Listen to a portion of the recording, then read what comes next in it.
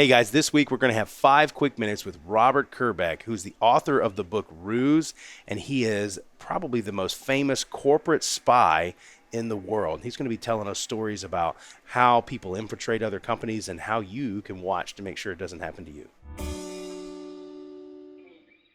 When you introduce yourself to somebody and you say, I am a corporate spy, you probably get some interesting looks. And so tell me exactly what that means. What does it mean when you say you're a corporate spy?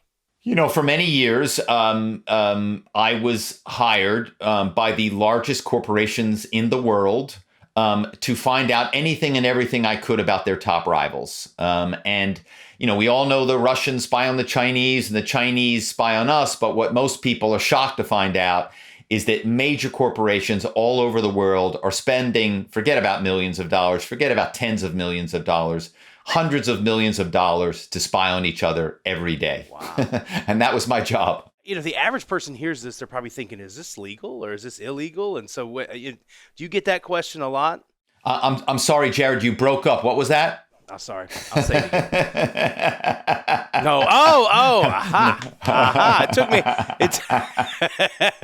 He's an actor, folks. So we'll just skip that altogether. I'm sure it's like anything in life. There's rules and you can't give a blanket answer to that for sure. It depends on the tactics and things like that. But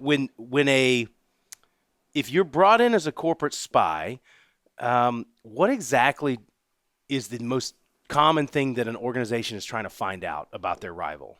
Yeah, great question. And in terms of the legal question, I mean, look, yes, at one point, my buddy who got me this job, he and I sat down with an attorney, and this is many years ago now. And the attorney said, what you're doing is in the gray, the very dark gray. And I waited to publish Ruse until the statute of limitations expired on any potential crimes that I may or may not have committed. But yeah, it almost always starts. Companies want to know, the very first thing is they want to understand their competitor's organization. So they want to understand who works at a firm, what the organizational chart looks like, and then they want to know data on who the rock stars are at their rivals, right? So for example, if there's a sales organization, we're going to get the revenue numbers on the salespeople. So we're going to know who's the number one salesperson, who's number two, who's number three. If it's a trading team, we're going to get the rankings on the traders. If it's banking, we're going to get the size of the bankers' books of business. If there's developers, we're going to find out who are the top developers on the team. Like whatever the industry is, we're going to give them the organizational chart with the rankings on all employees. And something you probably know, but maybe some of your listeners may not, is that all corporations have some ranking metric on their employees, and we would learn what that was, because as you can imagine, if now I've identified your rock stars and I can poach them, I can steal them, I can steal one person from this team, one person from that team, it can make a huge difference in terms of denting that company's revenue and then increasing your revenue, because now you just stole the best and the brightest from your top rival. How do people find you? I mean, you can't. It's not like you can take out a Google ad, or maybe you can. But like, I wouldn't think you could just be like, "Hello, my name is so and so."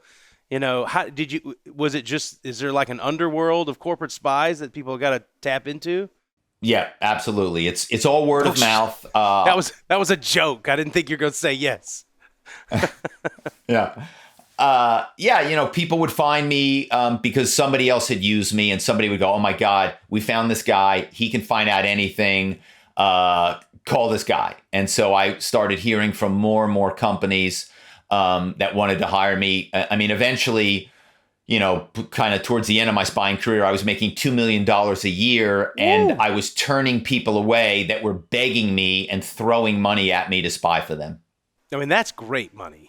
For sure. So how long did you do this, and what made you decide to finally get out of it? I think I never sat down and counted the exact number of kind of days/years, but it was, I think 15 years or so I was spying. Oh, wow. Yeah, and it was when one day my kid, my 8-year-old, heard me on the phone and said, Dad, are you a hacker? And I started to Oh, try no. yeah, I know, and I started to try to justify what I was doing, and my kid said, but it's dishonest.